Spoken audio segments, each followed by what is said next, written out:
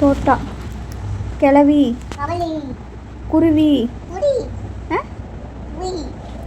காதில் என்னமா இருக்கும்? பாம்பு. எது வச்சு எடுக்கணும்? அது பட்ஸ் வச்சு எடுக்கணுமா? மிளகாத்தூள் சொல்லு. சரி, மிளகாத்தூள். முருகா. என்னது? பாத்தியா? தக்காளி. லட்சுமி சொல்லு. ரவை. சாமி சொல்லு. இங்கே பார்த்து சொல்லு. அம்மா பார்த்து சொல்லு. மேக்கப் போடுவியா? அப்புறம் ஹாஸ்பிட்டல் போனால் நமக்கு என்ன போட்டு விடுவாங்க? அது இன்னொன்று என்ன சொல்லுவோம்?